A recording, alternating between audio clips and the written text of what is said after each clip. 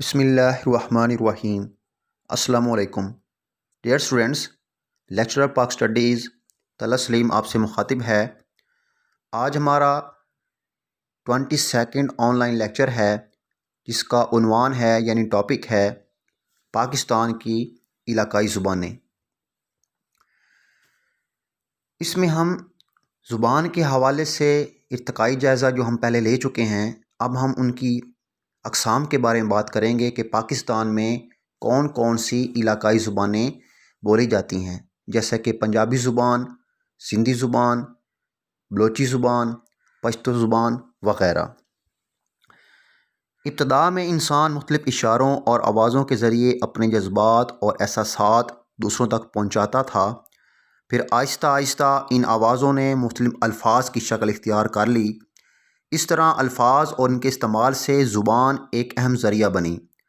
وقت کے ساتھ ساتھ معاشرتی، معاشی، طبعی اور مذہبی ضرورتوں کے پیش نظر اس میں تبدیلیاں آتی رہیں، اور یوں ہر علاقے اور معاشرے کی زبان اپنے مخصوص انداز میں ڈھلتی چلی گئی۔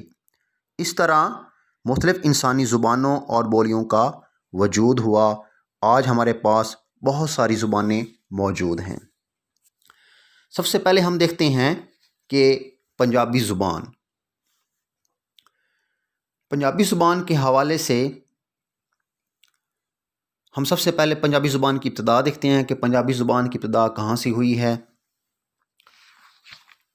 پنجابی زبان کے معنی 5 آبوں کے درمیان بولی جانے والی زبان، یعنی 5 دریاؤں کے درمیان علاقوں کے حوالے سے بولی جانے والی زبان کو پنجابی زبان کہا جاتا تھا۔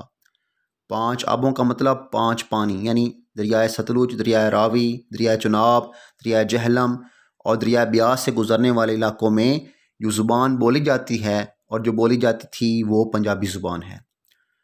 پنجابی کی ابتدا کے بارے میں کوئی قدیم نمونہ میسر نہیں، لیکن اس زبان کا ربط قدیم تہذیب ہڑپائی یا دراوڑی سے ملتا ہے۔ کچھ ماہر لسانیات کے مطابق پنجابی زبان آریائی سنسکرت زبان سے تعلق رکھتی ہے، اور یہ سنسکرت کی بگڑی ہوئی شکل ہے، کیونکہ اس زبان میں بہت سے الفاظ سنسکرت زبان کے موجود ہیں، مثلا کنک، چنگا، کالا اور کانا وغیرہ۔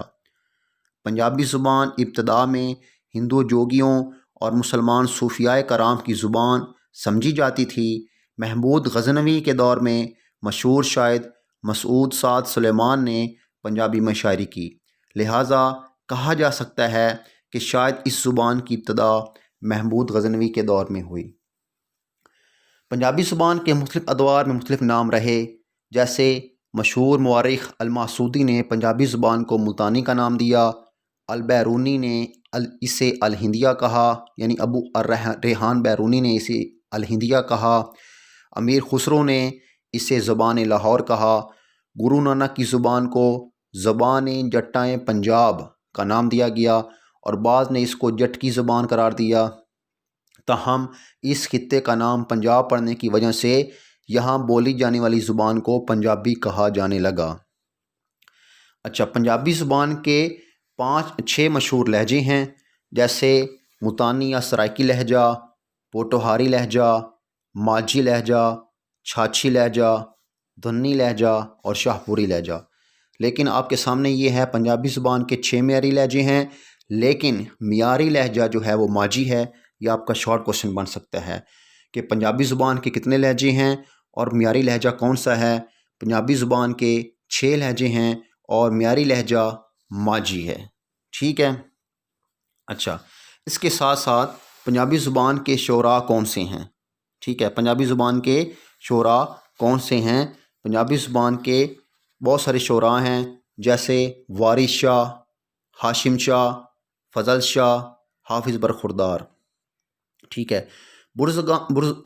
بزرگان دین اور صوفیاء کرام کے حوالے سے پنجابی زبان کا اپنا ایک اسلوب رہا ہے۔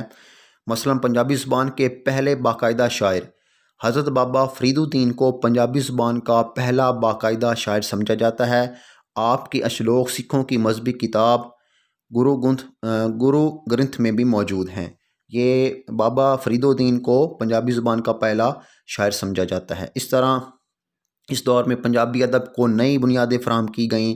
لوک گیت، کافیاں، سی حرفیاں اور اشلوک معرض وجود میں آئے۔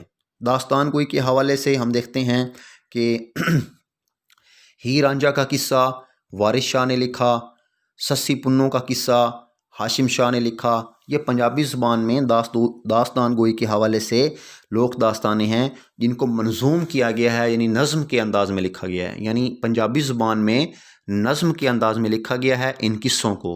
ریپیٹ کر دیتا ہوں ہیر رانجھا کا قصہ وارث شاہ نے لکھا، سسی پنوں کا قصہ ہاشم شاہ نے لکھا، سوہنی مائیوال کا قصہ فضل شاہ نے لکھا، مرزا صاحباں کا قصہ حافظ برخوردار نے لکھا۔ ٹھیک ہے، اچھا اس کے حوالے سے ہم مزید دیکھتے ہیں کہ پنجابی زبان کے ناول نگار کون سے تھے۔ جیسے پنجابی زبان میں ناول بھی لکھے گئے ہیں، جیسے دبیر سنگھ، میرن سنگھ، سیدہ بخش منہاس کا ناول بہت مشہور ہے۔ اور یہ آپ کا شارٹ کوشچن بھی بن سکتا ہے کہ ناول نگاری کے حوالے سے پنجابی زبان میں ناول نگاروں کے نام لکھیں، جیسے دبیر سنگھ، میرن سنگھ اور سیدہ بخش منہاس۔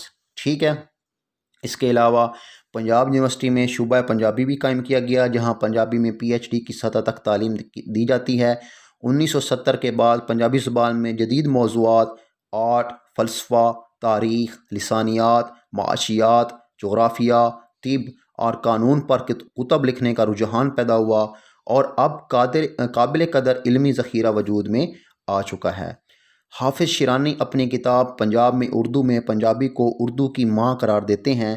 بلا شبہ پنجابی زبان اردو زبان کی ترقی میں معاون و مددگار رہی ہے۔ ٹھیک ہے، اب ہم بات کرتے ہیں سندھی زبان کی۔ ٹھیک ہے، سندھی زبان پاکستان کی قدیم ترین زبان ہے۔ یہ آریائی خاندان سے تعلق رکھتی ہے اور دریائے سندھ کی وادی اور ارد گرد کے علاقوں میں بولی جاتی ہے۔ سندھی زبان بولنے والوں کی تعداد تقریباً 1 کروڑ سے کم نہیں ہے، یعنی 1 کروڑ سے تقریباً لگ بھگ اس کے قریب ہے۔ اگرچہ سندھی زبان پر دراوڑی، سنسکرت، یونانی، ترکی، ایرانی اور دیگر زبانوں و ثقافتوں کے اثرات نمایاں ہیں، مگر لیکن یہ عربی اور فارسی سے بھی کافی متاثر ہوئی ہے۔ انگریزوں کی آمد کے بعد انگریزی کے الفاظ بھی سندھی زبان میں شامل ہو گئے۔ سندھی زبان اپنے قدیم ثقافتی ورثے کے سبب پاکستان کی دیگر علاقائی زبانوں میں نمایاں حیثیت کی حامل ہے۔ یہ عربی کی طرح لکھی جاتی ہے اور اس کے حروف تہجی کی تعداد 52 ہے، یعنی 52 ہے۔ اچھا، سندھی زبان کے بھی مختلف لہجے ہیں اور بولیاں ہیں۔ صوبہ سندھ کے شمال و جنوب کے وسیع علاقے میں سندھی زبان بولی اور سمجھی جاتی ہے، اس لیے اس کے کئی لہجے ہیں۔ ٹھیک ہے، سندھ کے زیریں اور راجستھانی علاقے میں لاڑی، کیچی، وچولی، کاٹھاواڑی اور عقدی بولیاں مروج ہیں۔ بلوچستان میں جدگالی، گنداوی، فکری، لاسی، کیچی، نوری اور چینی لہجے بولے جاتے ہیں، جبکہ دیگر علاقوں میں مستعمل بولیوں کو کوہستانی، سرائکی اور وچولی کہا جاتا ہے۔ اچھا، سندھی زبان کا بھی ایک معیاری لہجہ ہے اور سندھی زبان کا معیاری لہجہ ساہتی ہے۔ سندھی زبان کا معیاری لہجہ ساہتی ہے، علمی، ادبی اور صحافتی نگارشات میں اولویت کا درجہ رکھتا ہے۔ پوری مسلم دنیا کی مقامی زبانوں میں سندھی زبان کو یہ اعزاز حاصل ہے کہ یہ واحد زبان ہے جس میں قرآن مجید کا پہلا ترجمہ کیا گیا۔ تو آپ کے یہ شارٹ کوشچن بھی بن سکتا ہے آپ کا کہ قرآن مجید کا ترجمہ برصغیر میں سب سے پہلے کس زبان میں کیا گیا اور کس نے کیا؟ قرآن مجید کا ترجمہ برصغیر میں سب سے پہلے سندھی زبان میں ہوا اور اخوند عزیز اللہ نے کیا۔ اخوند عزیز نے یہ ترجمہ کیا تھا۔ 1050 سے 1350 تک کا دور ادبی و دینی تخلیقات میں خاص طور پر کام کیا گیا۔ یہ سندھ کی ادبی تاریخ کا ابتدائی دور تسلیم کیا جاتا ہے۔ اس زمانے میں حب الوطنی، عزم، خودداری، عقائد کے موضوعات پر لکھا گیا۔ اس دور کے داستان، قصہ، گنان، ہیٹ، سورٹھے، گاتھا وغیرہ قابل ذکر ہیں۔ اس کے علاوہ 40 حرفی میمن یا خوجکی خط بھی ایجاد ہو چکا تھا۔ انہی مبلغین نے 40 حرفی رسم الخط بھی ایجاد کیا جسے میمن یا خوجکی رسم الخط کہا جاتا ہے۔ 18ویں صدی تک سندھی ادب میں شاہ عبداللطیف بھٹائی اور سچل سرمست جیسے عظیم شاعر اپنی بے نظیر شاعری سے سندھی ادب کو مالا مال کر چکے تھے۔ اس دور کو سندھی ادب میں سنہری دور سے تعبیر کیا جاتا ہے۔ شاہ عبداللطیف بھٹائی نے محنت کش طبقے کی زندگی کے گن گائے اور اس میں انسانی عظمت کو اجاگر کیا۔ شاہ عبداللطیف بٹائی نے کتاب لکھی ہے، اس کتاب کا نام ہے شاہ جو رسالو، یہ سندھی زبان میں ہے، ان کی شاعری کا مجموعہ ہے۔ شاہ جو رسالو کس نے لکھی ہے؟ عبداللطیف بٹائی نے، اور یہ آپ کا شارٹ کوسچن بن سکتا ہے کہ شاہ جو رسالو کتاب کس نے لکھی؟ شاہ عبداللطیف بٹائی نے، ٹھیک ہے۔ اس کے بعد سندھی زبان کے شعراء کرام کون سے ہیں؟ سندھی زبان کے شعراء کرام یہ ہیں: شاہ عبداللطیف بٹائی، عبید اللہ سندھی، عبدالوہاب دراصل سچل سرمست ہی ہیں۔ سچل سرمست کا اصل نام عبدالوہاب تھا، اور سچ بولنے کی وجہ سے ان کا نام سچو اور پھر سچل سرمست پڑ گیا۔ اس کے علاوہ مخدوم محمد ہاشمی ہیں، مرزا کلیچ بیگ ہیں۔ سندھی زبان میں انگریزوں کے آنے کے بعد بہت ترقی ہوئی۔ اس دور میں مرزا کلیچ بیگ کا نام بہت اہم ہے۔ انہوں نے شاعری کے موضوعات پر کتابیں لکھیں اور دنیا کی کئی اچھی کتب کے تراجم کیے۔ آپ نے جغرافیہ، تاریخ، سوانح نویسی، لغت نویسی، گرامر نویسی، تذکرہ، ڈرامہ نگاری، ناول نگاری اور تحقیق وغیرہ کے موضوعات پر قلم اٹھایا اور تقریباً 400 کے قریب کتابیں لکھیں مرزا کلیچ بیگ نے، ٹھیک ہے۔ اس کے بعد ہم بات کرتے ہیں بلوچی زبان کی۔ بلوچی زبان کے بھی بہت سارے لہجے ہیں کہ بلوچی زبان بھی پاکستان کے مختلف علاقوں میں بولی اور پڑھی جاتی ہے۔ بلوچی زبان کی پہلی کتاب شیر کمسر مری نے لکھی تھی 1961 میں۔ بلوچی زبان کی پہلی کتاب شیر کمسر مری نے لکھی تھی 1961 میں۔ اور بلوچی زبان کے لہجوں کے حوالے سے اگر ہم بات کریں تو اس کے بہت سارے لہجے ہیں جو کہ مختلف علاقوں میں بولے جاتے ہیں۔ اچھا، بلوچی زبان کے دو اہم لہجے بہت مشہور ہیں، ایک سلیمانی لہجہ اور ایک مکرانی لہجہ۔ سلیمانی لہجہ، یہ لہجہ کوئٹہ، ڈیرہ اسماعیل خان اور ان سے ملحقہ علاقوں میں بولا جاتا ہے، جبکہ مکرانی لہجہ مکران، کلات، خاران، لسبیلا، ضلع چاکی اور ان سے ملحقہ علاقوں میں بولا جاتا ہے۔ بلوچی رسم الخط بہت پہلے ایجاد ہو چکا تھا، تاہم قیام پاکستان کے بعد اردو حروف تہجی کو گھٹا بڑھا کر زیادہ یا کم کر کے بلوچی کے لیے ایک معیاری رسم الخط ایجاد کیا گیا۔ اور یہ ہم آپ کو پہلے بتا چکے ہیں کہ بلوچی زبان ادب کی پہلی کتاب شیر کمسر مری نے لکھی ہے 1961 میں، اور یہ آپ کا شارٹ کوسچن بن سکتا ہے۔ اس کے علاوہ بلوچی شاعری کو 3 حصوں میں تقسیم کیا جا سکتا ہے۔ ایک ہے رزمیہ شاعری۔ رزمیہ شاعری کسے کہتے ہیں؟ ایسی شاعری جو جنگی حالات اور واقعات کے حوالے سے لکھی گئی ہو، یعنی ایسی شاعری جس میں جنگ کے واقعات کو بیان کیا گیا ہو نظم کی صورت میں، اس کو رزمیہ شاعری کہا جاتا ہے۔ بلوچی شاعری میں زیادہ اہم رزمیہ شاعری ہے۔ اس کے موضوعات ہیں ہمت، جاؤ جلال، غیرت اور بہادری۔ بلوچی شاعری کا دوسرا حصہ عشقیہ شاعری ہے۔ اس میں حسن و عشق، شباب، عشقیہ گیت، غزلیں اور دوسرے موضوعات پائے جاتے ہیں۔ بلوچی عشقیہ داستانوں میں لیلا مجنوں، شاہ مرید جانی، دوستیں و شیریں اور پرات و شیریں اہم قابل ذکر ہیں۔ اس کے علاوہ انگریز دور میں بھی بہت سارے بلوچی ادب تخلیق کیا گیا۔ اس دور میں جو بلوچی ادب تخلیق کیا گیا اس کے عنوانات تھے تصوف، اخلاقیات اور جنگ آزادی، ٹھیک ہے۔ بلوچی زبان و ادب نے قیام پاکستان کے بعد بہت ترقی کی۔ 1960 میں پہلا بلوچی مجلہ یعنی رسالہ شائع ہوا۔ یہ آپ کا MCQs بن سکتا ہے کہ پہلا بلوچی مجلہ یعنی رسالہ کب شائع ہوا؟ 1960 میں۔ تو 1960 میں پہلا بلوچی مجلہ شائع ہوا۔ بلوچی زبان میں صحافت اور ادب کو ایک نیا رخ ملا۔ جدید ادب میں جملہ اصناف سخن پر مشق جاری ہے۔ بلوچی زبان کی ترقی کے لیے بلوچستان اکیڈمی کام کر رہی ہے۔ اس کے علاوہ بلوچستان یونیورسٹی نے بلوچی زبان میں PhD کی ڈگری کا اجرا بھی کیا ہے۔ بلوچی زبان کے بہت سارے شعراء کرام ہیں جن میں مشہور ہیں مست وکلی، میر مٹھا خان اور رمضان بلوچ، ٹھیک ہے۔ بلوچی زبان میں قرآن مجید کا منظوم ترجمہ بھی ہوا ہے۔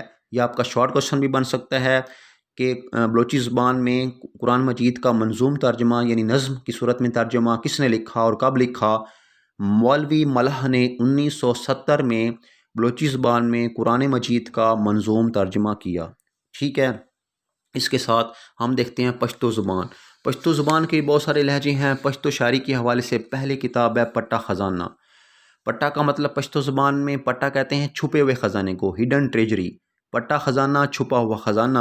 تو یہ آپ کا شارٹ کوسچن بن سکتا ہے کہ پشتو شاعری کی پہلی کتاب کون سی ہے؟ پٹا خزانہ۔ اور پشتو نظم کا پہلا شاعر کون ہے؟ امیر کروڑ۔ ٹھیک ہے۔ پشتو شاعری کی پہلی کتاب پٹہ خزانہ ہے۔ پشتو نظم کا پہلا شاعر امیر کروڑ ہے۔ اور پشتو زبان کے 3 لہجے ہیں۔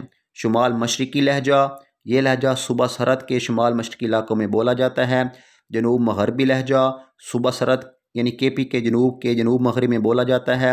زئی قبائل کا لہجہ، یہ لہجہ زئی قبائل بولتے ہیں، جیسے یوسف زئی، اچک زئی، اورنگ زئی وغیرہ۔ تو یہ پشتو کے 3 لہجے، یہ آپ کا شارٹ کوشچن بن سکتا ہے۔ پشتو شاعری کے موضوعات کیا ہیں؟ پشتو شاعری کے موضوعات آپ کا شارٹ کوشچن ہے، جیسے تصوف، حریت، غیرت، جنگ آزادی اور عشق حقیقی۔ ٹھیک ہے۔ اس کے ساتھ پشتو زبان کے شعراء، یہ آپ کا شارٹ کوشچن بن سکتا ہے۔ پشتو شعراء زبان کے شعراء بہت سارے ہیں، جیسے امیر کروڑ، خوشحال خان خٹک، رحمان بابا اور ملا مست۔ ٹھیک ہے۔ اس کے حوالے سے اب ہم دیکھتے ہیں کہ پشتو زبان کے جو خوشحال خان خٹک ہیں، خوشحال خان خٹک پشتو زبان کے عظیم شاعر تھے۔ یہ صاحب قلم ہونے کے ساتھ صاحب سیف بھی تھے، یعنی یہ شاعر بھی تھے اور کسی دور میں یہ فوجی بھی رہے۔ اس کا اظہار انہوں نے ان الفاظ میں کیا کہ خوشحال خان خٹک کے لیے وہ لمحات قابل دید ہیں جب تلوار اور زیروں کی جنکار ہوتی ہے۔ اور یہ آپ کا شارٹ کوشچن بھی بن سکتا ہے کہ جنگی حالات و واقعات کے حوالے سے خوشحال خان خٹک کا قول لکھیں، تو ان کا قول کیا ہے؟ خوشحال خان نے کہا کہ خوشحال خان کے لیے وہ لمحات قابل دید ہیں جب تلوار اور زیروں کی جنکار ہوتی ہے۔ ٹھیک ہے۔ اب ہم بات کرتے ہیں کشمیری زبان کی۔ کشمیری زبان کے بہت سارے لہجے ہیں۔ اس کا معیاری لہجہ گندورو کہلاتا ہے۔ کشمیری زبان کے بہت سارے لہجے ہیں، اس کا معیاری لہجہ گندورو کہلاتا ہے۔ تحقیق کے مطابق کشمیری زبان وادی سندھ کی زبانوں ہڑپائی اور دراوڑی سے منسلک ہے، جبکہ ہندو محقق کا دعویٰ ہے کہ یہ زبان سنسکرت سے تعلق رکھتی ہے۔ کشمیری زبان مختلف علاقوں میں مختلف ناموں سے پہچانی جاتی ہے۔ مثلاً وادی کشمیر میں بولی والی زبان کو کاشر کہا جاتا ہے۔ جموں کے علاقے میں بولی والی زبان کو کشتواڑی اور شہروں میں بولی جانے والی زبان کو گندورو کشمیری کہا جاتا ہے، جبکہ دیہاتی علاقوں کی زبان گومی کشمیری ہے۔ کشمیری زبان کے بہت سارے لہجے ہیں، جیسے مسلمان کی لہجہ، گندورو لہجہ، ہند کی لہجہ اور گامی لہجہ۔ معیاری لہجہ ہے گندورو۔ کشمیری زبان کا معیاری لہجہ کون سا ہے؟ گندورو۔ اور یہ آپ کا شارٹ کوشچن بن سکتا ہے۔ کشمیری ادب کو 5 ادوار میں تقسیم کیا گیا ہے، جیسے پہلا دور، دوسرا دور، تیسرا دور، چوتھا دور اور 5واں دور۔ اور یہ 5 ادوار جو ہیں، یہ آپ کا شارٹ کوشچن ہے کہ کشمیری زبان و ادب کے 5 ادوار لکھیں۔ کشمیری زبان کے بہت سارے شعراء کرام ہیں، جیسے حبہ خاتون، ارمنی لال، ملا فقیر، غلام احمد مہجور اور محمود گامی۔ ٹھیک ہے۔ تو یہ ہمارا آج کا لیکچر تھا۔ امید ہے کہ آپ کو بات کلیئر ہو گئی ہوگی۔ آپ نے جو ہوم ورک لکھنا ہے، لانگ کوشچن لکھنا ہے، وہ آپ نے کس طرح بنانا ہے کہ پاکستانی زبان کا ارتقائی جائزہ بیان کرتے ہوئے پاکستان کی علاقائی زبانوں پر نوٹ لکھیں، یا پاکستان کی علاقائی زبانوں یعنی پنجابی، بلوچی، سندھی، پشتو اور سندھی زبان پر نوٹ لکھیں۔ آپ نے اس کی کم از کم 15 ہیڈنگز بنانی ہیں اور آپ نے لانگ کوشچن یاد کرنا ہے۔ ٹھیک ہے۔